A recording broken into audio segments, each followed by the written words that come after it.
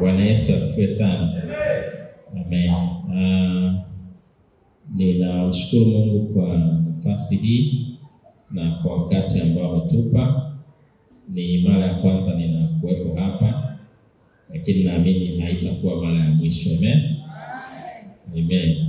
Kama alivyotambulisha mtumishi wa Mungu, kwa majina ninaitwa Francis Langula, ni mwalimu wa neno la Mungu na ninaandika pia vitabu, na nimekuja tu na kopi moja ya vitabu nilivyoandika. Mungu amenisaidia, nimeandika vitabu titles 24, na hii ni latest, inaitwa Zawadi ya Muda.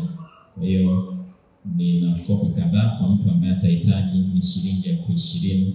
Kinaongelea namna ya kufanikiwa kupitia zawadi ya muda. Amen. Bwana asifiwe sana. Tuko tayari kwa ajili ya neno la Mungu.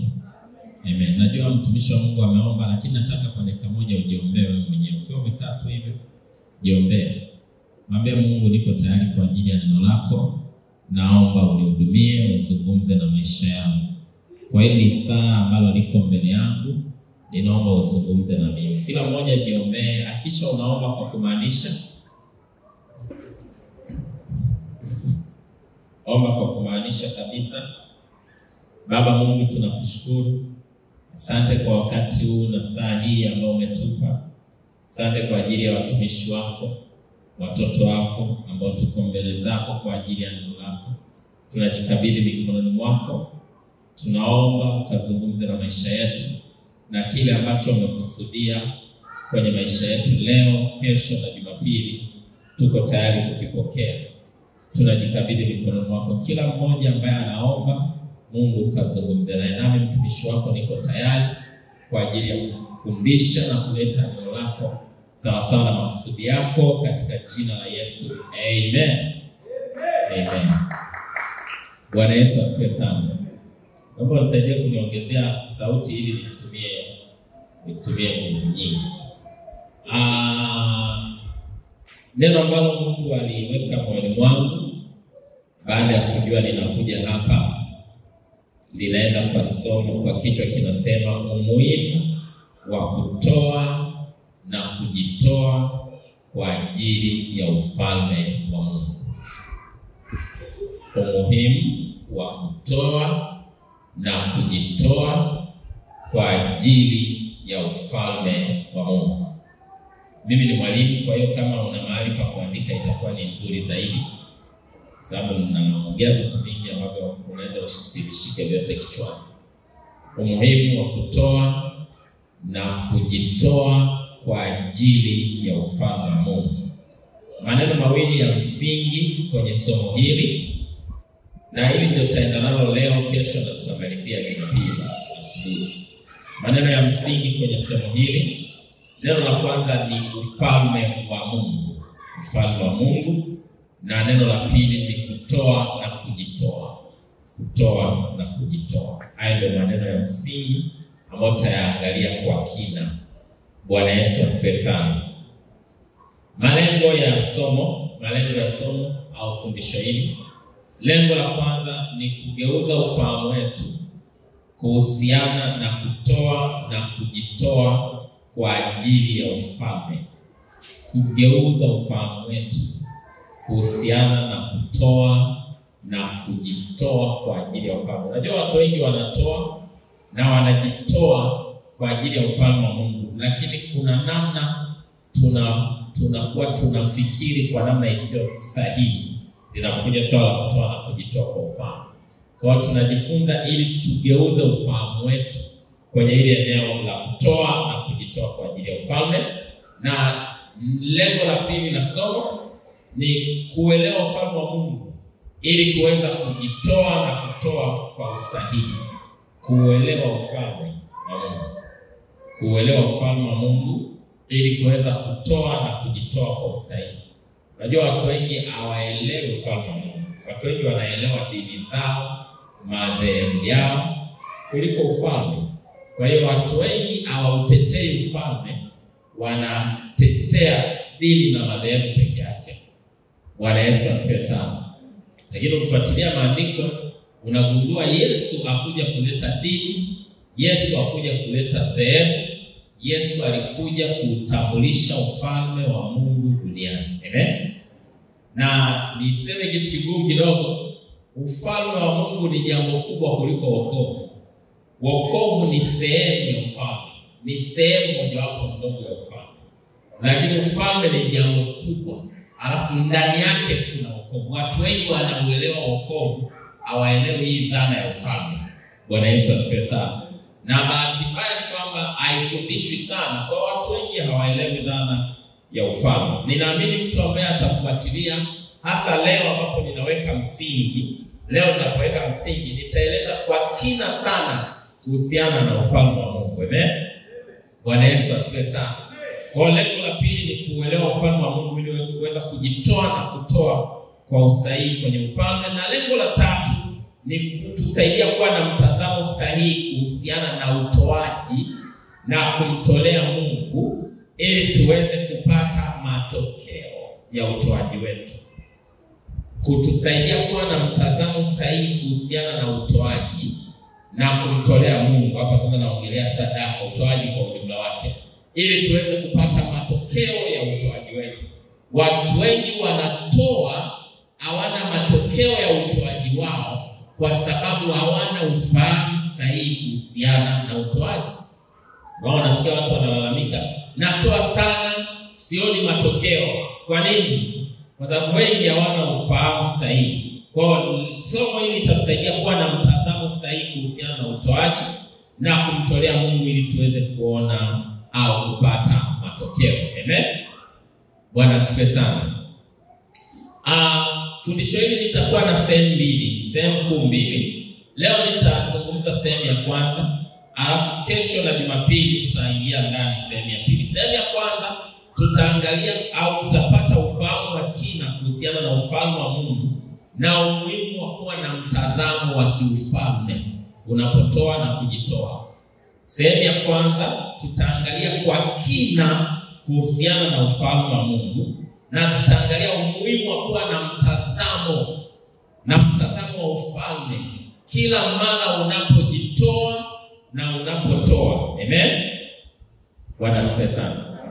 Na sehemu ya pili tutaangalia namna sahihi ya kumtolea Mungu, namna sahihi ya kumtolea Mungu ambayo itatuletea matokeo ya utoaji wetu.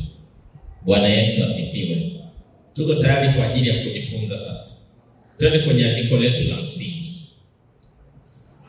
Mathayo sura ya 6 mstari wa 24 mpaka wa 34. Tutasoma hayo maandiko yote mistari kama 10 hivi, na haya ndio msingi wetu ambao tutatokea hapo.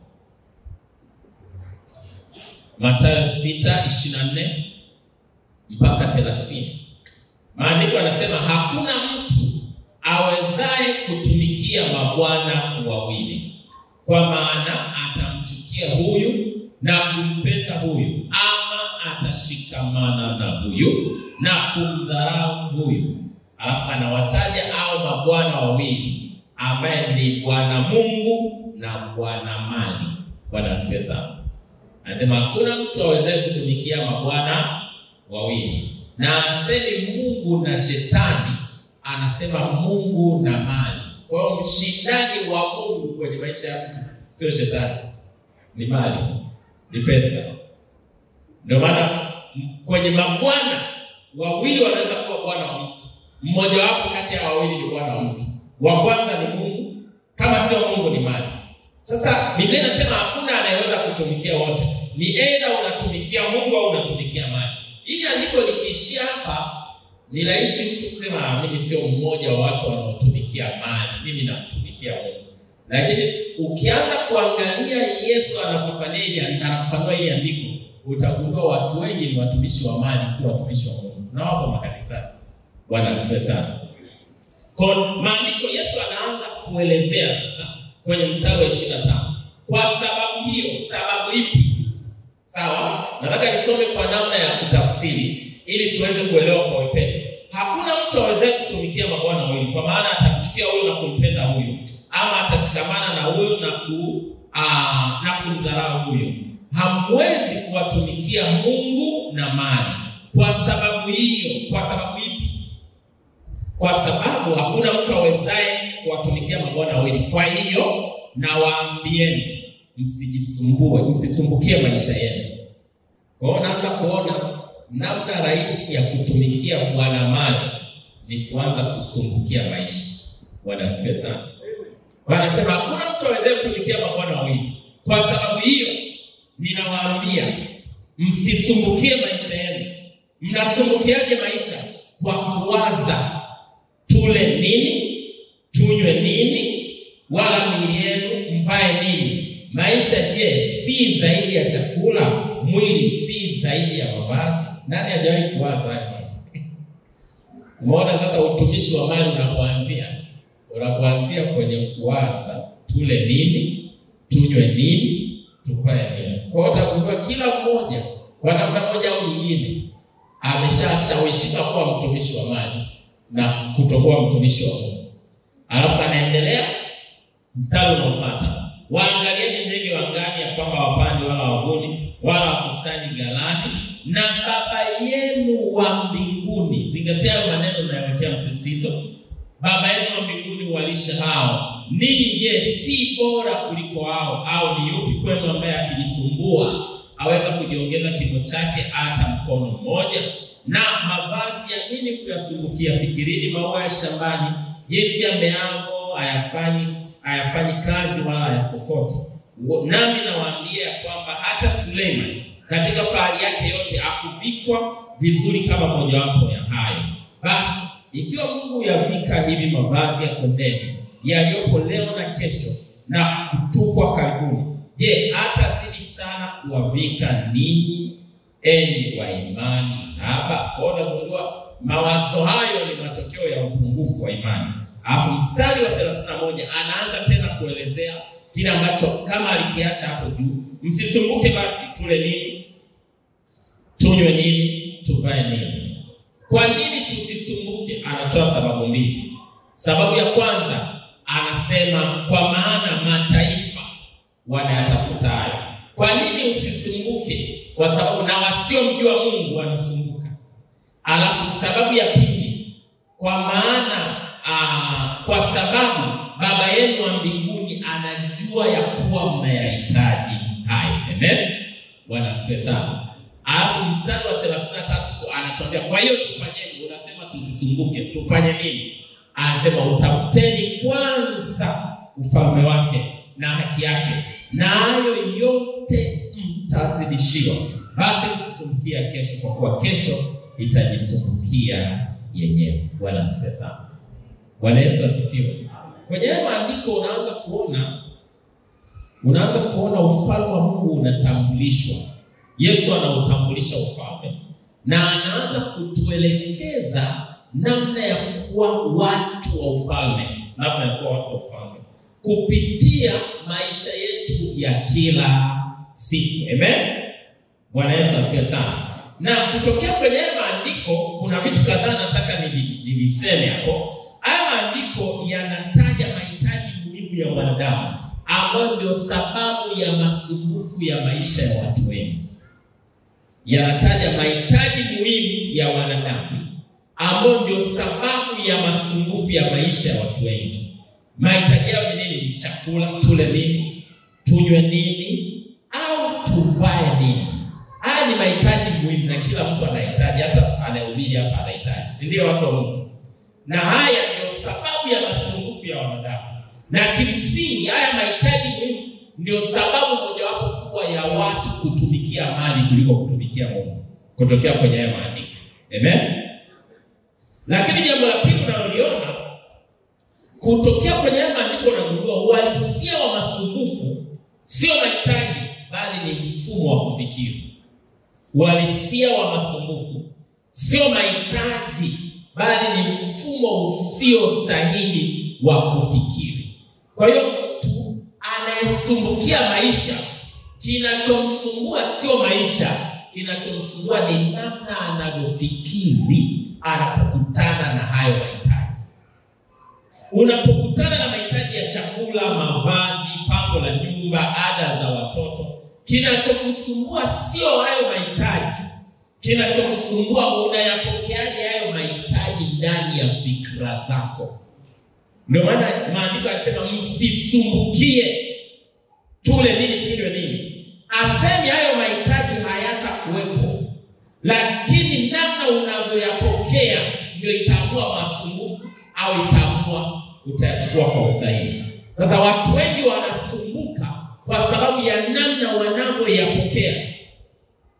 Ili neno msisumbukie kwenye Kiingereza chake anasema hivi: msipokee wazo lolote lenye usumbufu lisemalo tule nini, tunywe nini, tuvae nini.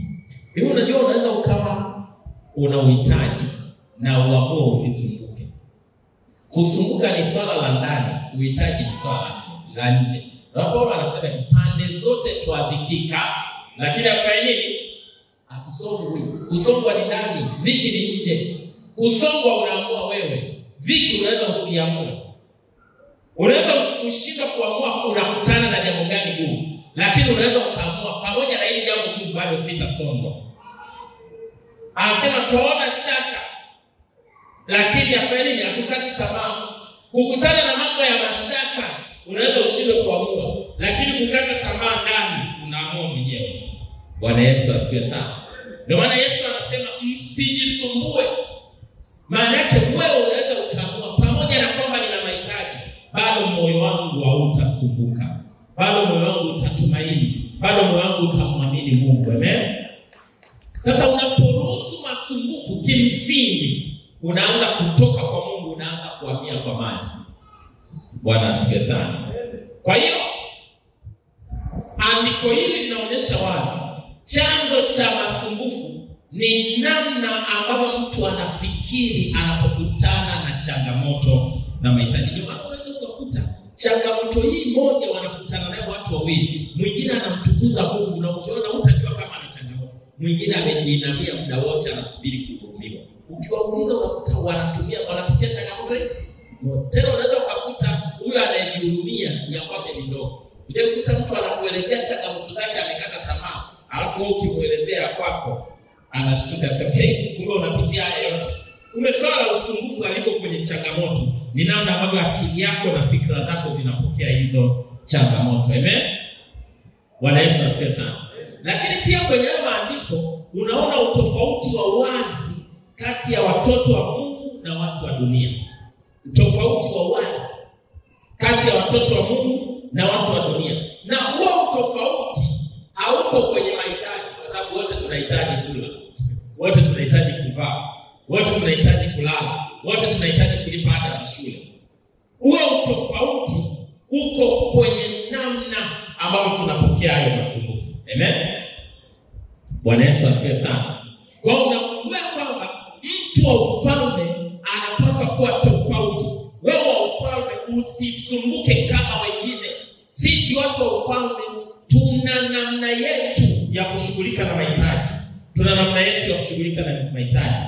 Tuna vitu vingine ambavyo vinapaswa kutusumbua kimawazo na sio mahitaji kwanza. Nini hicho kingine? Ufalme kwanza. Bwana Yesu asifiwe sana. Sasa unajua haya ninayoongea yanaweza yakawa magumu sana, lakini nakwambia haya ndio masuluhisho ya maisha. Haya ndio masuluhisho ya maisha. Unataka kuanza kuona Mungu anaingilia kati maisha yako, usiwaze kwanza mahitaji, waza kwanza ufalme wake. Kwa sababu mwisho wa siku anatoa maelekezo, anasema utafuteni kwanza ufalme wake. Kwa kwenye andiko hili unaona utofauti wetu na watu wa dunia uko kwenye mfumo wa kufikiri kuhusiana na maisha. Kama wana wa ufalme tunapaswa kuwa na mtazamo wa kiufalme kuhusiana na maisha, na sio mtazamo kwanza wa mahitaji kuhusiana na maisha. Bwana asifiwe sana. Kwa hiyo kama ni mfanyabiashara unapaswa kufikiri ufalme. Yaani unapanga biashara zako na mafanikio yako, usiwaze kwanza mahitaji yako. Waza kwanza Mungu pia atapata nini. Ndio Biblia inasema utafuteni kwanza ufalme wake na haki yake, na mengine yote. Unapotanguliza ufalme, mengine yote Mungu anazidisha. Yanazidishwa unapotanguliza ufalme. Kwa utofauti wetu unaanzia kwenye namna tunavyofikiri kuhusiana na maisha. Kama wana wa Mungu tunapaswa kuwa na mtazamo wa kiufalme kuhusiana na maisha. Kuwa na mtazamo wa kiufalme kuhusu maisha. Kwa maana Biblia inasema bali utafuteni kwanza ufalme wake na haki yake, na hayo yote mtazidishiwa. Na kupitia kwenye maandiko pia unaona umuhimu wa vipaumbele vya maisha kwa watoto wa Mungu. Umuhimu wa vipaumbele vya maisha kwa watoto wa Mungu. Kwetu sisi kipaumbele sio mahitaji. Kwetu sisi watoto wa Mungu kipaumbele ni ufalme. Sasa wakati naelezea ufalme utanielewa vizuri. Ninajua sasa hivi na kuelezea ufalme unaweza usinielewe, lakini muda si mrefu nitaanza kueleza kwa kina kuhusiana na ufalme. Kwa kwetu sisi vipaumbele ni ufalme na vipaumbele sio mahitaji.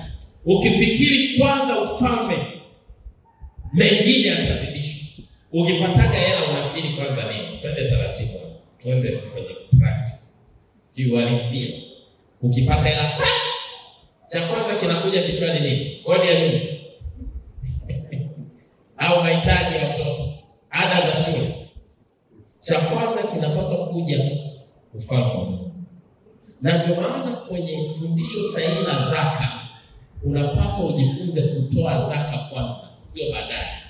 Lengo la kutaka utoe kitu cha kwanza kinachopaswa kuja kila unapopata hela. Cha kwanza kinachopaswa kuja ni kupeleka zaka kwa Mungu. Maana yake nini? Unajifundisha akili yako kumfikiri Mungu kwanza kwenye hela. Unajua, ngoja nikwambie ukweli. Kila unachokifikiri cha kwanza unapopata hela ndio cha kwanza kwenye maisha yako. Kila unachokifikiri, kwa mfano hapa tunakuja, unajua unaweza ukawa umetulia hivi, unasema mimi nampenda sana Mungu. Yaani ni mtu wa Mungu. Kwa sababu hujapata kiasi fulani. Ghafla hapo tunakuletea milioni 50. Nini utawaza kwanza? Hicho ndio Mungu wako. Na kwa kweli, huyo ndio Mungu wako. Anayekuja kwanza wakati unahitaji ndio Mungu wako. Na anayekuja kwanza wakati umepata hela ndio Mungu wako. Na anayekuja kwanza wakati unahitaji ndio Mungu wako. Wakati umepata changamoto kubwa, nani anakuja kwanza? Labda changamoto ya afya. Nani anakuja kwanza kwenye akili yako? Anakuja kwanza, mjomba wangu anafanya kazi hospitali fulani. Huyo ni Mungu wako. Na kwa kweli ni Mungu aliyekuwa amejificha hajafunuliwa. Lakini kwa mtu ambaye kweli Mungu ndio namba moja kwake, kwenye haya mawili utaona. Akipata mafanikio wa kwanza ni Mungu. Na akipata changamoto kubwa wa kwanza nani? Unajua unaweza kufikiri jina la Yesu liko karibu mdomoni kwako. Ukibana vizuri unaweza kusema mimi au mama. Kimsingi Yesu sio namba moja kwako. Bwana Yesu asifiwe. Ninaeleza vizuri watu wa Mungu. Kwa hiyo moja ya kitu muhimu sana kwenye kila unapopata mafanikio, namba moja inapaswa kuwa ufalme wa Mungu.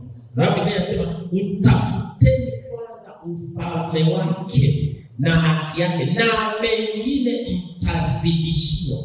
Watu wengi hii kanuni haipo kwenye maisha yao. Jambo wanasema Mungu namba moja. Sababu wengi wanapata hela hawawazi Mungu. Wengi wanaplan maisha yao hawawazi kabisa ufalme wa Mungu. Wakati Mungu akimtazama mtu anapotaka kumfanikisha, anawaza ufalme wake. Alafu huyo mtu anapotaka mafanikio, hawazi ufalme wake. Maana yake tunapishana na mafanikio ya kimungu. Bwana Yesu asifiwe sana. Na naamini hilo ni lengo la Mungu kutuletea hili fundisho, ili baada ya leo tuanze kuwaza kwa usahihi na tuanze kuona Mungu akihusika kwenye maisha yetu. Amen. Kwa hakikisha vipaumbele vyako vinakuwa ni ufalme wa Mungu. Si unasikia kuna watu wanasema kwa nini kutoa zaka kwa mfano? Sasa yani mambo yalikuwa ni mengi. Yani madeni. Mungu mwenyewe anajua. Na kuambia leo Mungu hatajui. Unajua wewe. Mungu hatajui. Mungu anakutazamia ufalme wake. Mungu anakutazamia ufalme wake. Ufalme wa Mungu kwanza, mengine yanafuata. Amen. Sasa ukielewa kuhusiana na ufalme, utanielewa zaidi ninachokisema. Fundisho hili nimesema lina sehemu mbili. Sehemu ya kwanza nimesema ni ufahamu wa kina kuhusu ufalme wa Mungu. Sawa? Alafu sehemu ya pili ni ufahamu wa kina kuhusu kumtolea Mungu. Leo nataka tuangalie kwa kina kuhusiana na ufalme wa Mungu. Kwa kina kuhusiana na ufalme wa Mungu. Na ili nieleze ufalme wa Mungu vizuri, nataka nieleze ufalme kwanza kwa ujumla wake. Amen. Mambo muhimu ya kufahamu kuhusu ufalme. Tunapoongelea ufalme, jambo la kwanza unapaswa kufahamu uwepo wa utendaji wa falme tatu duniani. Uwepo wa utendaji wa falme tatu duniani. Mimi naamini mtu ambaye ni mfanyabiashara akielewa hiki kitu tutamsaidia. Mtu ambaye ni mfanyakazi akielewa hiki kitu tutamsaidia. Mtu yote kwenye nyanja yote ya maisha akielewa vizuri dhana ya ufalme itamsaidia na itampa breakthrough kwenye maeneo mengi. Bwana asifiwe sana. Jambo la kwanza nimesema muhimu la kufahamu kuhusu ufalme ni uwepo wa utendaji wa falme tatu duniani. Kwa huko duniani kuna utendaji wa falme ngapi? Tatu. Hii iko hivi, aidha unajua au hujui. Ulikuwa unajua, ulikuwa hujui, kuna utendaji wa falme tatu. Utendaji wa ufalme wa kwanza ni ufalme wa dunia. Ufalme wa dunia. Ufalme wa dunia. Tunaposema ufalme wa dunia, tunaongelea serikali. Kwa lugha ya kueleweka ya huku kwetu, tunaongelea nini? Serikali. Serikali ya Tanzania. Serikali ya Tanzania kimsingi ni ufalme wa Tanzania. Kwa hiyo hapa duniani, hapa Tanzania kuna ufalme unaitwa Tanzania. Tanzania ni ufalme, ni kingdom. Sawa watu wa Mungu? Bwana Yesu asifiwe sana. Na sisi tuko chini ya ufalme wa Tanzania. Yaani aidha unataka au hautaki, ukishazaliwa Tanzania, wewe ni mwana ufalme wa Tanzania. Wewe ni Mtanzania. Unakuwa Mtanzania kwa kuzaliwa. Kwa hiyo kwa namna moja ama nyingine ufalme wa Tanzania unakuathiri. Wewe ni mali ya Tanzania. Kimsingi wewe sio mali yako mwenyewe. Mimi na wewe ni mali ya Tanzania. Ni mali ya Tanzania, ni mali ya serikali. Kila mtu ni mali ya serikali. Hata watoto, mtoto sio mali yako, mtoto ni mali ya serikali. Mtoto ni mali ya serikali. Ndio maana wazazi ni waangalizi, ni custodian, ni waangalizi wa watoto. Ndio maana kuna vitu ukimfanyia mtoto serikali inakushtaki. Na kuna namna usipomtreat sawa serikali inakunyang'anya kwa sababu ni mtoto wake, ni mali yake. Kisheria ni mali yake. Ndio maana ukitaka kuelewa ninachokuambia, nenda Muhimbili pale. Wanaokosa wazazi wa kuwazika waliokufa au ndugu, wanazikwa na nani? Serikali inazika mali yake. Na huwezi kuzika bila serikali ikubali mali yetu imekufa. Lazima upate cheti cha kufa. Tunaelewana watu wa Mungu? Hakuna kifo ambacho kinatambulika ni kifo bila cheti cha serikali ya kwamba sasa mali yetu imeondoka. Unataka kuijua serikali kwamba wewe ni mali ya serikali, zika bila cheti cha kifo. Utaelewa. Au kutana na kichaa. Unajua unaweza ukafikiri kichaa ni ana yeyote anayemiliki. Nenda kauwe kichaa. Utashtakiwa na jamhuri. Serikali itakushtaki. Na hata ukiua ndugu, ukiua mtu, anayekushtaki sio mtu, sio ndugu. Unashtakiwa. Kesi ya kifo ni kesi ya serikali kwa sababu mtu ni mali ya nani? Kwa nini? Amezaliwa kwenye serikali. Kwa mtu ni mali ya ufalme wa duniani. Huo ni upande wa kwanza. Ninaeleweka vizuri watu wa Mungu? Kwa hiyo duniani kuna falme tatu. Ufalme wa kwanza unaotawala duniani ni ufalme wa serikali. Ndio maana hakuna namna wewe Mtanzania hautaathiriwa na serikali ya Tanzania. Hakuna namna. Hakuna namna. Tukipata kiongozi mbovu tutaathirika. Tunataka hatutaki. Ndio maana wewe tuombee. Tukipata kiongozi mzuri tutaathirika. Wote tunafahamu miaka kadhaa ya Magufuli. Nini tulianza kuona athari mpaka mtu wa chini alianza kuona athari za uongozi. Kwa nini? Kwa sababu sisi wote ni mali ya nchi, mali ya serikali. Naeleweka vizuri? Bwana Yesu asifiwe sana.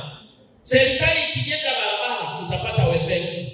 Ikigoma kujenga barabara tutapata tabu. Sisi tutapata tabu kwa sababu sisi ni mali ya serikali. Ni mali ya ufalme wa Tanzania. Amen. Kwa hiyo ya kwanza ni kama ni rahisi kidogo kueleweka. Na kwa namna moja ama nyingine, sisi mimi na wewe tunaisupport serikali yetu.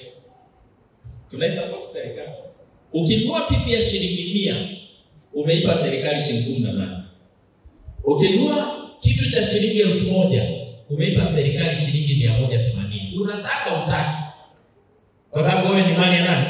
Serikali ya Tanzania. Na ni lazima urudishe kwa serikali, ambayo na yenyewe inaleta kwako. Kwa ni two-way traffic. Sisi tunaipa serikali na yenyewe inatuhudumia. Hii ni mfumo ambao haupingiki.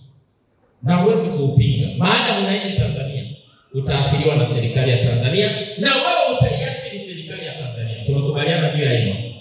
Aina ya pili ya ufalme ambao unafanya kazi duniani ni ufalme wa Mungu. Ufalme wa Mungu. Ufalme wa Mungu unafanya kazi duniani. Ufalme wa Mungu unafanya kazi duniani. Biblia inasema hivi kwenye Daniel sura ya 4 mstari wa 26. Anasema, na kwa kuwa waliamuru kukiacha kisiki cha shina lake, ufalme wako utakuwa imara kwako, baada ya wewe kujua ya kuwa mbingu ndizo zinatawala. Huyu ni Nebukadneza ambaye alikuwa ni mfalme duniani kama rais wa nchi. Ninaelekea watu wa Mungu. Kwa hiyo ile habari ya Nebukadneza tunaijua ya kwamba alipata matatizo, aliota ndoto. Kwa Daniel anamuelezea, anampa tafsiri ya ndoto yake. Na anamwambia ufalme wako wa huku duniani utakuwa imara baada ya wewe kujua ya kwamba kuna ufalme mwingine wao unatawala. Mbingu ndizo zinazotawala. Kwa hiyo kuna huku duniani pamoja na ufalme wa duniani, lakini pia kuna mbingu zinatawalaga duniani. Bwana asifiwe sana. Mbingu zinatawala wapi? Kwa ni lazima aidha unajua au ujue, mbingu zinatawala duniani.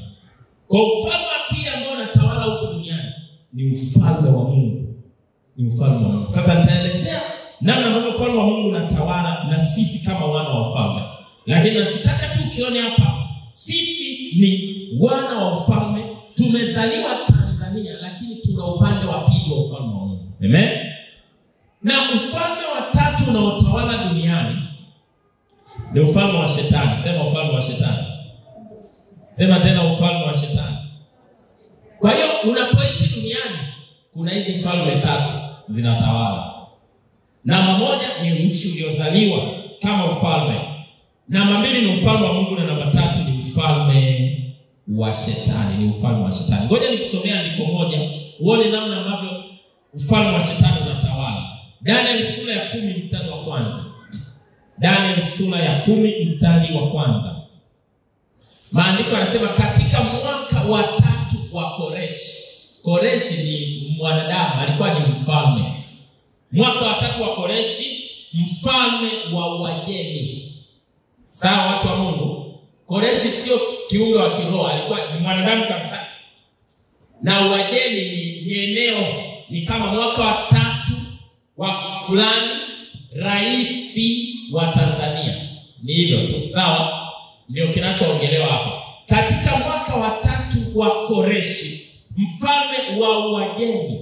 Alafu anasema Daniel ambaye jina lake aliitwa Belteshaza alifunuliwa neno, na neno lile lilikuwa kweli, maana ni vita kubwa, naye akalifahamu neno lile, akaelewa maono hayo. Nachotaka uone tu hapo, mwaka wa 3 wa kutawala kwake mfalme Koreshi, ambaye alikuwa anatawala eneo linaloitwa Uajemi. Uajemi sio eneo la kiroho, ni eneo la kimwili kama vile Tanzania, Uganda, Kenya. Na mfalme wake alikuwa anaitwa nani? Koreshi. Amen. Bwana Yesu asifiwe sana.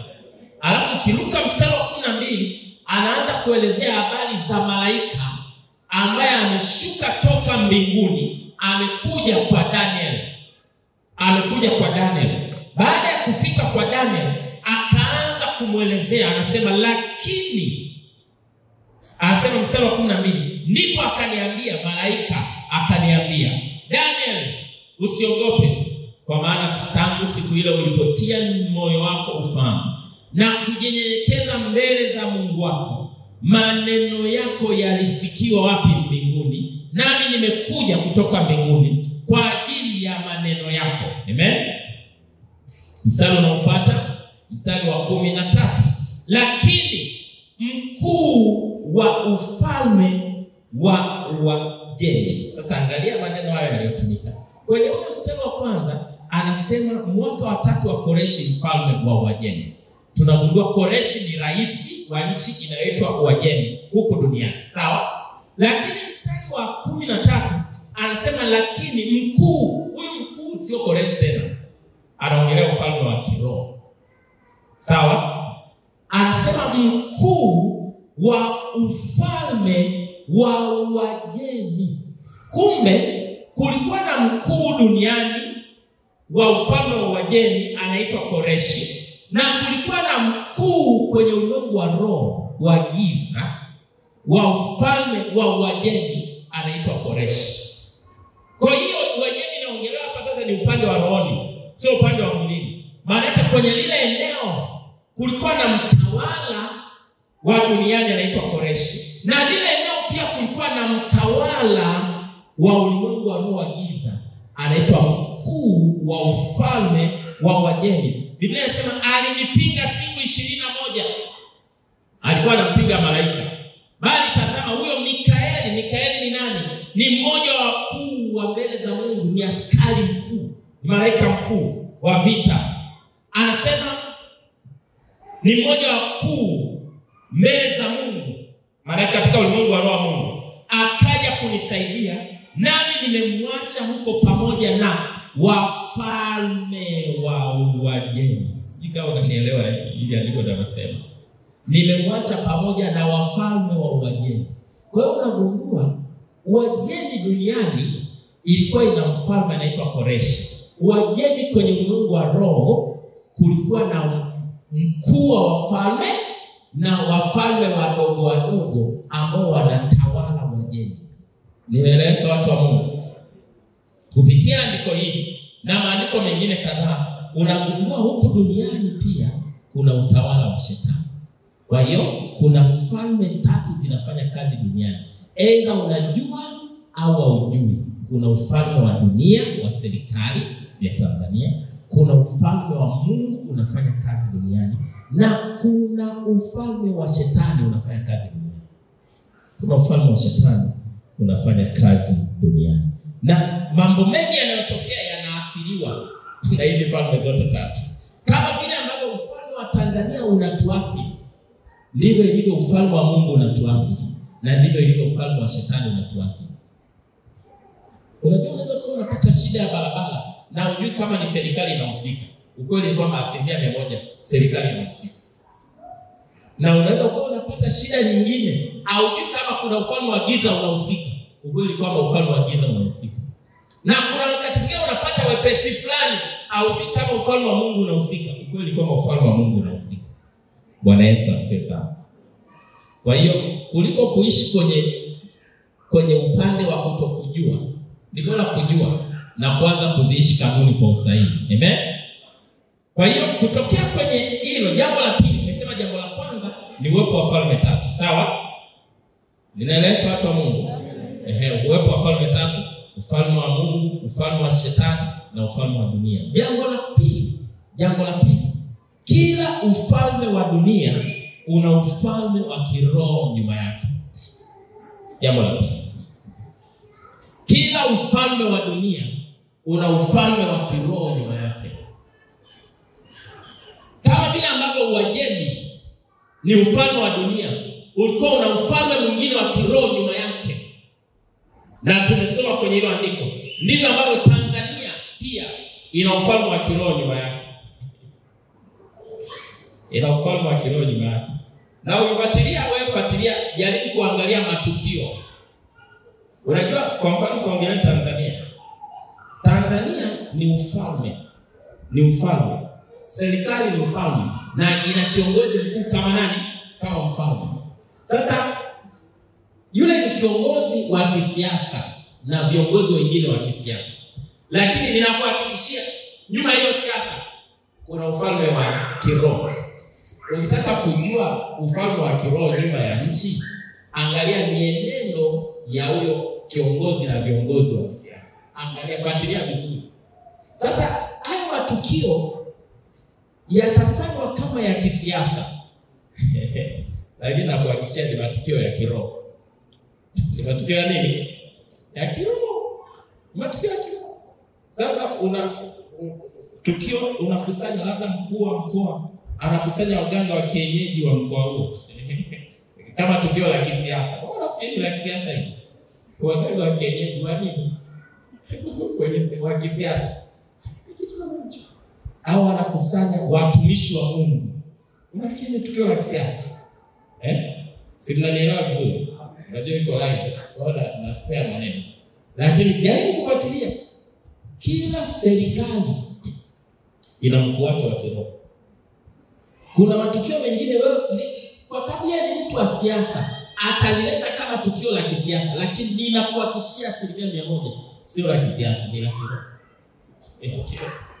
Alafu fuatilia baada ya hiyo vikao. Fuatilia matukio yanaanza kutokea. Sio matukio ya kawaida. Kila ufalme wa dunia una ufalme wa kiroho nyuma yake. Una ufalme wa kiroho nyuma yake.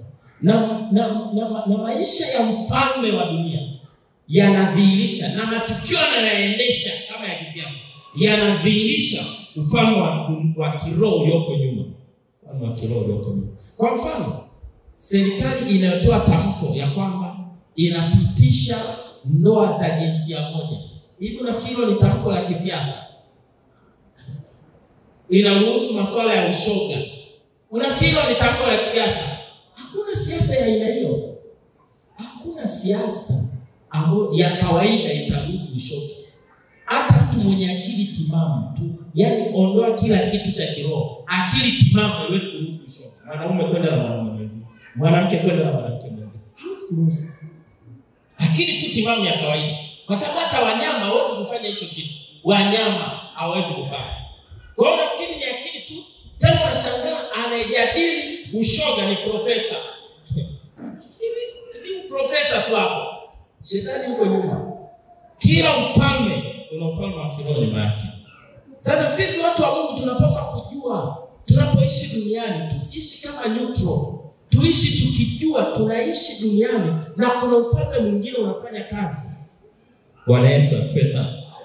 Kila ufalme wa dunia una ufalme wa kiroho nyuma yake. Jambo la tatu la muhimu la kufahamu. Kila mwanadamu anatumika chini ya falme mbili. Aidha anajua au hajui. Kila mwanadamu, mwambie hapo pamoja na wewe. Mwambie pamoja na wewe. Unatumika chini ya falme hizi mbili. Falme wa kwanza ni wa dunia uliozaliwa. Kama ni Mtanzania unatumika chini ya Tanzania. Aidha unataka utaki unatumika chini ya Tanzania. Unaitumikia Tanzania. Unaathiriwa na Tanzania. Unalipa kodi Tanzania. Haujawahi kupeleka kodi TRA. Lakini nakuhakikishia hata ukinunua pipi umelipa kodi Tanzania. Maana yake unaitumikia Tanzania. Unataka utaki. Huwezi kukwepa maendeleo yanayofanywa na serikali ya Tanzania. Huwezi kukwepa matatizo yanayosababishwa na viongozi wa serikali ya Tanzania. Hauwezi kukwepa madhara ya maamuzi yanayofanywa na viongozi wa Tanzania. Huwezi kukwepa. Ndio maana haupasi kukwepa kuiombea nchi yako na kuombea uchaguzi. Mambo yao yaombee, sio ya kwao. Yanakuhusu moja kwa moja. Huwezi kukwepa. Na haupasi kukwepa kupiga kura kama una umri wa kupiga kura. Usikwepa. Yeyote atakaye una nafasi na wewe. Huwezi kukwepa. Sababu yote atakayekuja atakuathiri. Naeleweka watu wa Mungu. Sababu kila mwanadamu anatumika chini ya ufalme mbili. Wa kwanza ni ufalme aliozaliwa. Hakuna neutral ground. Wa pili ni nguvu ya kiroho. Na kuambia kweli, biashara zako zinaathiriwa na hizi falme mbili. Kama ambavyo biashara yako inaweza ikaathiriwa na Tanzania, serikali ya Tanzania, biashara yako pia inaathiriwa aidha na nguvu za giza au nguvu za Mungu. Hakuna neutral. Hakuna neutral. Huku duniani nguvu ya kiroho iko nyuma ya kila mfumo. Kila mtu duniani, kwa kujua au kwa kutokujua, kuna nguvu ya kiroho inamwathiri. Na habari mbaya ni kwamba kama haujakusudia nguvu ipi kuathiri, nguvu inayokuathiri sio ya Mungu, ni ya shetani. Yaani kama haujafanya maamuzi nianze kuishi maisha ambayo yatasababisha nguvu ya Mungu iathiri maisha yangu, nguvu ambayo inakushambulia, inayokuathiri zaidi sio ya Mungu, ni ya shetani. Na nitakueleza kwa nini. Unajua, hii ni moja ya sababu kuna watu maisha yao yalikuwa yanaenda vizuri kabla ya kuokoka. Biashara zilikuwa zinaenda vizuri. Siku walipookoka ndio siku maisha yakaanza kuwa magumu. Sasa wengine wanafikiri ni wokovu, analaumu wokovu, sijui wokovu na nini. Mbona tangu niokoke ndio maisha yalikuwa magumu? Unajua maana yake? Ulipookoka umehama kutoka ufalme mmoja unaingia ufalme mwingine. Maana yake umetangaza vita na ufalme mwingine. Kwa ule ufalme ambao ulikuwa haukusumbui unaanza kuwa kinyume na wewe. Bwana asifiwe sana. Na kama mtu hajafanya maamuzi ya kuziishi kanuni za ufalme na ufalme wa Mungu uanze kumwathiri, huyu mtu ataathiriwa zaidi na ufalme wa giza. Kwa nini?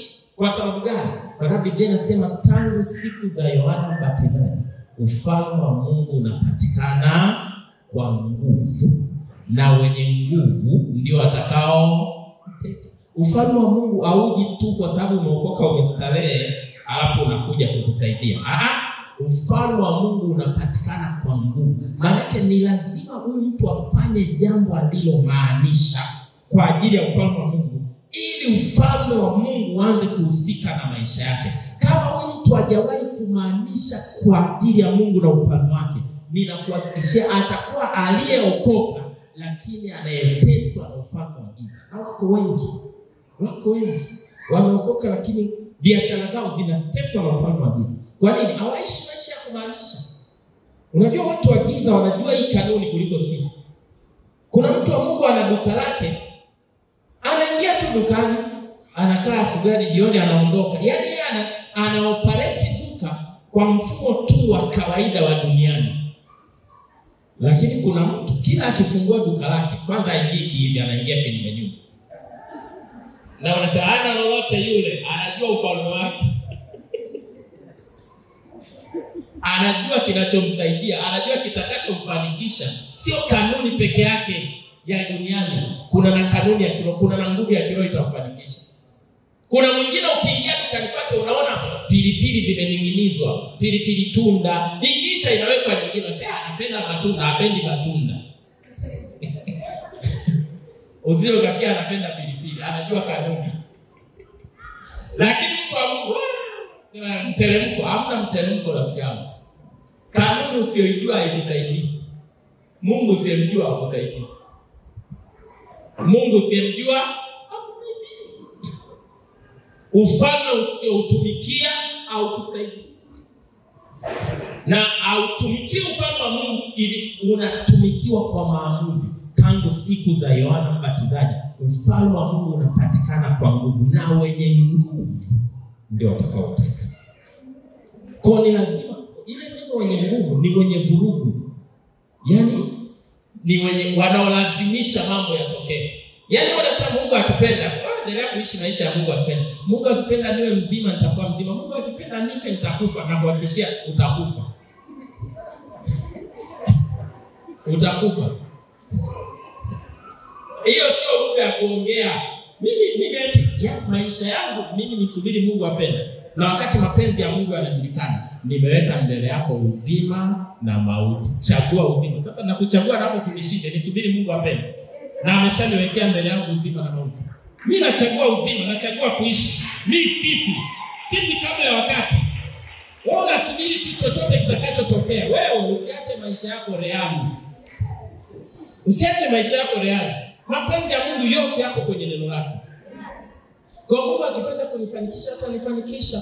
Sasa labda Mungu hajapenda, Mungu amependa mimi niwe maskini. Hakuna haja cha Mungu kupenda uwe maskini. Hakuna kitu cha aina hiyo. Biblia inasema Yesu alifanyika maskini ili sisi tuwe matajiri. Sasa unaniambiaje Mungu amependa niwe maskini? Lazima nidai kwa nguvu kile cha kwangu. Nimekiona kwenye neno lake, nasema lazima iwe, lazima iwe, lazima iwe. Bwana Yesu asifiwe sana. Kwa sababu ufalme wa Mungu unapatikana kwa nguvu. Kwa mtu asipoamua kung'ang'ania mambo ya ufalme na ufalme wa Mungu umfanikishe, unajua nini kitatokea? Shetani atakuwa na nguvu, ufalme wa giza utakuwa na nguvu kwake kumpinga. Na maandiko yanasema kabisa wazi kwenye Yohana wa kwanza sura ya 5 mstari wa 19. Yohana wa kwanza sura ya 5 mstari wa 19 anasema na dunia yote yakaa katika yule mwovu. Watu wa Mungu, Biblia ndio inasema dunia yote. Anasema hii dunia yote maana yake mifumo yote ya duniani inakaa katika yule mwovu. Kwa maana yake kuna nguvu ya uovu nyuma ya kila mfumo.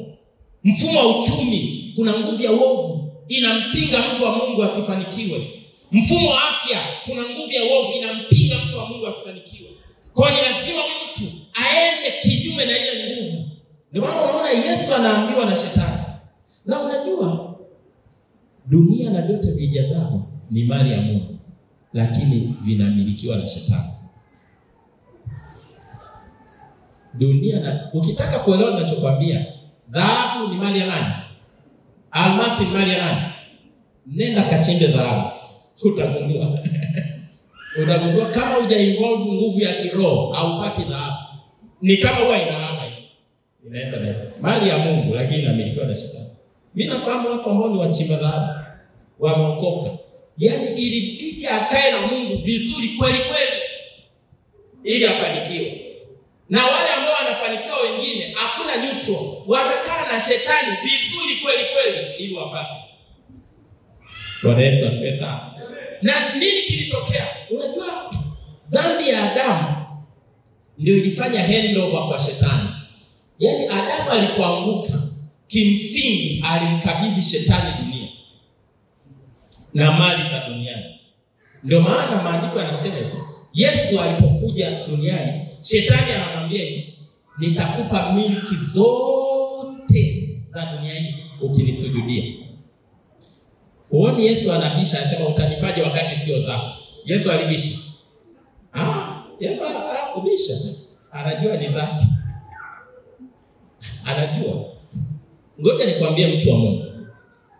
Kama tunataka kufanikiwa, hakuna mafanikio bila nguvu ya kiroho. Ni mafanikio ya chini tu ndio hayata involve nguvu ya kiroho. Haya maisha kula, kunywa nini. Kama unataka uishie level hiyo ya kula, kunywa nini, hamna shida. Hauhitaji nguvu ya kiroho. Hiyo ni level ya chini. Lakini kwa kadri unavyotaka kupata mpendo mkubwa wa kiuchumi, lazima uamue unamtumikia nani, Mungu au mali. Lazima uamue.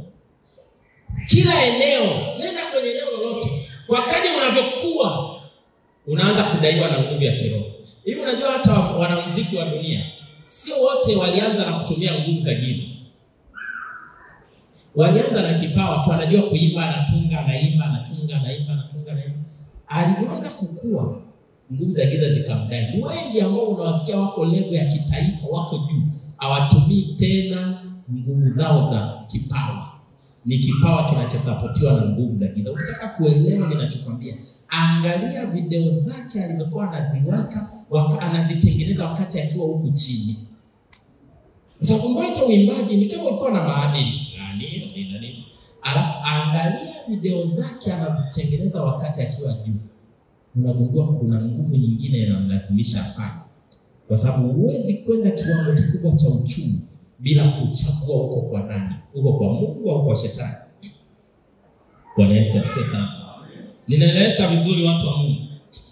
Na hata waimbaji wa injili na hata wahubiri, unajua unaweza ukawa umekaa vizuri na Mungu huko chini. Kwa kadri unavyokuwa na kuhakikishia, kuna wakati utapimwa uko kwa Mungu au kwa shetani. Kile ambacho Yesu alipimwa nacho nisujudie nikupe mali. Kila mtu wa Mungu atapigwa nacho. Utaletewa shortcut ya kupata mali. Sasa kama sisi watumishi wa Mungu, usije ukafikiri itakuja kwamba mimi ni shetani. Itakuja na kwambia, sasa mtumishi wa Mungu, tumeamua kukusponsor na tunaamua kuleta kila kitu unachohitaji. Tutaleta makontena ya vitu, kila kitu. Lakini tunataka uendeshe huduma yako kwa namna yetu hii. Namna yetu. Alafu ukiangalia namna aina shetani, lakini haisapoti maono aliyokupa Mungu. Umeanza kutoka kwenye mstari. Umeanza kutoka kwenye mstari. Bwana Yesu asifiwe sana. Ninaeleweka vizuri watu wa Mungu? Kwa kila mtu duniani, kwa kujua kutokujua, kuna nguvu ya kiroho. Kuna nguvu ya kiroho nyuma yake. Na hiyo nguvu ya kiroho, kama mtu hajaamua kwa upande wa Mungu kwa kanuni na kwa dhati, na kuhakikishia nguvu ya kiroho inayomwathiri ni nguvu ya shetani kuliko ya Mungu. Ni nguvu ya adui kuliko ya Mungu. Bwana Yesu asifiwe sana. Na ni muhimu sana kama watu wa Mungu. Ni muhimu sana kama watu wa Mungu tuamue kuwa upande wa ufalme wa Mungu, ili ufalme wa Mungu uweze kutusaidia. Jambo la nne. Na nitaishia hili, hapo kesho nitaanzia hapa. Sitaweza kumaliza kuhusiana na ufalme, ila kesho nitaanzia hapa. Jambo la nne. Kila ufalme, ili uwe ufalme, una vitu vifuatavyo. Kila ufalme, ili uwe ufalme. Nimesema jambo la kwanza nimesema ni uwepo wa falme tatu, ambao nitasema ni ufalme wa dunia, ufalme wa Mungu na ufalme wa shetani. Si ndio watu wa Mungu? Alafu jambo la pili nikasema kila ufalme wa dunia una ufalme wa kiroho nyuma yake. Jambo la tatu nikasema kila mwanadamu anatumika chini ya falme mbili, aidha anajua au hajui. Jambo la nne, kila ufalme, ili uwe ufalme, una vitu vifuatavyo. Namba moja, una himaya. Kiingereza inaitwa territory, au ni eneo la kijiografia. Kila ufalme, ili uwe ufalme, una himaya, una eneo la kijiografia. Kwa kama Tanzania hii, kuna eneo la kijiografia ambao ndio lina define Tanzania.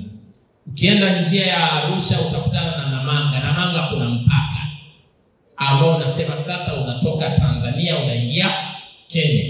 Lakini kuna upande mwingine sijui kule Tarakea kuna mpaka. Kuna hivyo kuna mpaka. Ukienda sijui huku Tanga kuna mpaka mwingine. Ukienda Mbeya kuna mpaka. Kwa ile mpaka maana yake ni nini? Ni eneo la kijiografia linalodefine kwamba huu ni ufalme wa Tanzania. Kila ufalme una nini? Una himaya au una territory. Na kila ufalme una mfalme. Kila ufalme una mfalme. Kila ufalme una mfalme. Kwa nchi yetu sasa mfalme ni rais wa Tanzania. Kila ufalme una watu chini yake. Kila ufalme una watu. Nimeeleza kidogo. Mimi na wewe tu watu wa ufalme wa Tanzania. Sisi ni wa Tanzania, maana yake ni watu chini ya ufalme. Hakuna ufalme usio na watu. Na nguvu ya ufalme wote ni watu wake. Na serikali yote makini inajali watu wake. Ukiona serikali inapuuza watu wake, haijaelewa dhana hii. Sababu nguvu ya ufalme ni watu wake. Watanzania wote wasipokuwepo hakuna serikali ya Tanzania. Hakuna serikali ya Tanzania.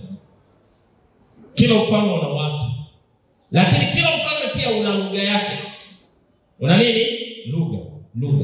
Kwa mfano, Tanzania kama ufalme ina lugha ya Tanzania. Lugha yetu ni nini? Lugha ya taifa nini? Kiswahili. Lugha ya taifa ni Kiswahili. Alafu lugha ya kiofisi ni nini? Kiingereza. Kwa kama nchi ina lugha. Kenya pia wana lugha. Lugha ya taifa ya Kenya nafikiri ni Kiingereza. Na lugha ya mawasiliano sijui ni Kiswahili. Kenya pia wana lugha. Uganda pia wana lugha. Na ukiangalia moja ya tofauti ya ufalme na ufalme ni lugha. Si unajua kuna ukimsikia Mkenya anaongea, unajua tu anaongea Kiswahili, lakini unajua huyu sio Mtanzania. Huyu ni nani? Nini kinakwambia ni Mkenya? kwa sababu utaifa wa mtu unaonekana kwenye lugha ya mtu. Sawa? Utaifa wa mtu unaonekana kwenye lugha ya mtu. Kimsikia Mganda anaongea Kiingereza, hata Kiingereza. Kimsikia Mganda anaongea Kiingereza na Mkenya anaongea Kiingereza, sema huyu ni Mkenya, huyu ni Mganda. Kimsikia Mnigeria anaongea Kiingereza, sema huyu ni Mnigeria. Ni Kiingereza kile kile, lakini ni tofauti kwa sababu kila ufalme una lugha. Tukienda ndani zaidi, kila ufalme una aina ya vyakula, una chakula chake. Kuna vyakula kwa ambao mimi nimewahi kuishi nje ya Tanzania, nikagundua kumbe chips mayai ni chakula cha Kitanzania. Ukikutana nayo kokote, ukikutana nao wamekuwa kwa Tanzania. Kwa sababu kule nilikoishi ile zege, yani chips mayai zege ni ile zege. Zege ni ya Tanzania. Kule nilikoishi kulikuwa na Watanzania, tulikuwa wa Tanzania, kulikuwa na Wakenya, kulikuwa na Waganda, kulikuwa na wa South Africa, kulikuwa na wa Nigeria, kulikuwa na watu wa nje ya Afrika. Kulikuwa na wengi. Na tulikuwa tunakaa kwenye compound moja, yani ni nyumba kubwa ina vyumba vingi kila mtu. Kwa hiyo tulikuwa tunakaa compound moja, hapo tulikuwa tumeajiri mpishi mmoja anatupikia wote. Kwa hiyo nikagundua yale mataifa yote hayajui chips mayai. Yule Mkenya alikuwa ni Mkenya, na yule mpishi alikuwa ni Mkenya. Kwa siku ambayo tulitamani chips mayai, hata unamuelekeza ajui, inabidi uingie upike mwenyewe aone unavyopika. Bwana asifiwe sana. Kwa hiyo unagundua kila ufalme una aina yake ya chakula. Kila ufalme una aina yake. Lakini kila ufalme una namna yake ya kufikiri, mindset. Una namna yake ya kufikiri. Una namna ya kufikiri. Tunavyofikiri wa Tanzania ni tofauti na Wakenya wanavyofikiri. Ni tofauti na Waganda wanavyofikiri. Ni tofauti na wa Nigeria wanavyofikiri. Na wale watu wa intelijensia ya duniani wanajua mtu anavyofikiri kutokana na nchi anayotoka. Ndio maana ukaguzi kwenye airport ni tofauti. Kwa mfano unatoka Tanzania unaenda nchi labda ya Ulaya, Marekani au wapi, au unaenda China. Alafu na Nigeria anatoka Nigeria anaenda China. Mnaingia wote China kwa pamoja. Mtakavyokaguliwa ni tofauti kwa sababu mnafikiri tofauti. Sisi hatuna fikra nyingi za ujanja. Ndio maana sio rahisi ukute tapeli wa Kitanzania ni tapeli wa kimataifa. Sisi tunatapeliana huko ndani. Ila ukienda kwenye utapeli wa kimataifa, namba 1 wa Nigeria, namba 2 wa Kenya. Ukishaona umepigiwa simu ya sijui kutoka nchi gani, tunakutafutia kazi na nini, endelea na ule mchakato. Ukishaona namba ya Kinigeria inaanza sijui +243, shtuka, hamna kazi hapo, unatapeliwa. Au umeona simu fulani ya kutoka nje ya nchi na nini, alafu ukaona Mkenya, shtuka, unatapeliwa. Sio rahisi Mtanzania afanye utapeli wa kimataifa kwa sababu ya namna tunavyofikiri. Kuna wakati nilisafiri, tulikuwa tunaenda China. Tukashuka wengi pale, wa Tanzania pamoja na wa Nigeria. Wa Tanzania tulipita tu kwenye ile scanner, unapita tapo wanakuskani unaenda zako. Wa Nigeria walipita kwenye scanner, alafu wakaweka pembeni, wanawaskani tena. Kwa sababu huyu jamaa namna anavyofikiria haiwezekani tu apite hapa awe sawa. Kuna kitu kingine. Wakawaskani mara ya pili. Kwa sababu gani? Namna tunavyofikiri. Kila nchi ina namna, ina mindset. Sisi kuna vitu vingi tunafikiri tofauti, tuna process taratibu, tunafikiri kwa utaratibu, ni wa taratibu. Na hiyo ndio moja ya sababu hamnaga vita huku kwetu. Unajua kuna mambo yanatokea huku kwetu, yakitokea tu hapo Kenya ni baki. Lakini sisi tunafikiri tu slow, hamna shida. Ili mradi nakula na kunywa. Bwana Yesu asifiwe sana. Kwa kila ufalme una namna ya kufikiri kwake. Na kila ufalme una mfumo, una systems, mifumo. Kila ufalme una mfumo. Kila ufalme una mfumo. Sasa nasema hivi tu ili baadaye nikianza kuelezea ufalme wa Mungu uweze kunielewa vizuri. Na hiyo nitaelezea kesho. Kila ufalme una mfumo. Mfumo maana yake ni utaratibu wa kuendesha mambo. Mfumo ni utaratibu wa kuendesha mambo. Kwa kuna mfumo wa afya. Kwa mfano, ukienda dukani unakuta dawa. Usije ukafikiri dawa imetokea tu kwa sababu muuzaji ameitaka. Ile dawa ipo kwa sababu kuna mfumo wa afya Tanzania ambao una manage kuingiza madawa nchini. Ndio maana ukienda dukani ukutani na chloroquine. Kwa nini ukutani nayo? Kwa sababu mfumo wa kumanage madawa nchini ulizuia isiingie tena. Kwa kuna mfumo, kuna utaratibu wa kiserikali ambao unahakikisha madawa yanaingia, na unajua Panadol ziko nyingi kiasi gani, kuna upungufu wa Panadol, kuna nini. Inajua kabisa serikali ina stock. Kuna mfumo wa afya kuhakikisha madawa yanakuwepo hospitali. Kuna mfumo wa ulinzi. Kila ufalme una mfumo wa ulinzi. Kwa nchi ya Tanzania ina mifumo ya ulinzi mizuri sana.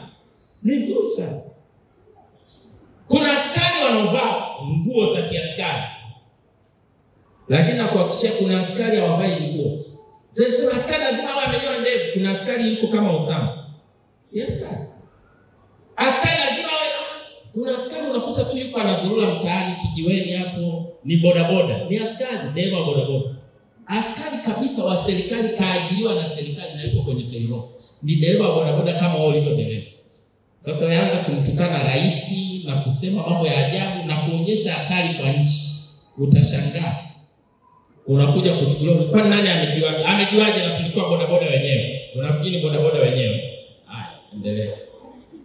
Kuna mwingine anaweza yuko hapa. Kila semina yupo, anasikia yule mhubiri anaongeaga nini yule? Anaongeaga nini kuhusiana na serikali? Yupo. Na unaweza kukuta ni mshirika mzuri sana wa miaka na miaka. Yeye ndio kituo chake cha kazi. Kuwa mshirika mzuri, anashiriki kwenye kila jambo. Vikao na anataka nafasi. Kumbe ni mtu wa usalama. Mtu wa safety. Kwa siku kwenye hicho kikao mwanze kusema mambo kinyume na nchi. Unashangaa. Kwani nani alipeleka hizi taarifa na yani sijui kuna mtu anatugeuka, kumbe ndio yeye. Kapanda kwa ndani. Mfumo wa ulinzi. Kwa kila serikali ina mifumo mbalimbali ya ulinzi. Jeshi la polisi, lakini pia kila serikali, kila ufalme una mfumo wa uchumi. Kila ufalme una mfumo wa uchumi. Namna watu wake watawezeshwa na kufanikiwa kiuchumi. Na haya yote niliyoyasema tutaangalia pia kwenye ufalme wa Mungu. Unajua ukielewa hiki ninachokifundisha, hautacheza na ufalme wa Mungu. Hautacheza na ufalme wa Mungu. Kwa sababu hivi vyote nilivyosema viko kwenye ufalme wa Mungu pia. Na nitakuonyesha na maandiko. Hautacheza na ufalme wa Mungu. Kwa sababu utagundua kwenye ufalme wa Mungu kuna kila kitu cha kukufanya ufanikiwe.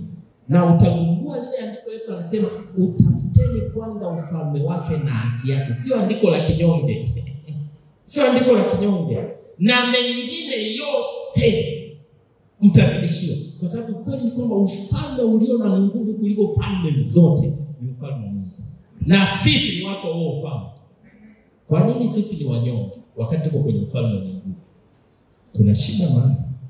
Kwa sababu kama sisi ni watu wa ufalme na tuko kwenye ufalme wa nguvu, tulipaswa kuwa na nini? Kuwa na nguvu kwenye kila eneo.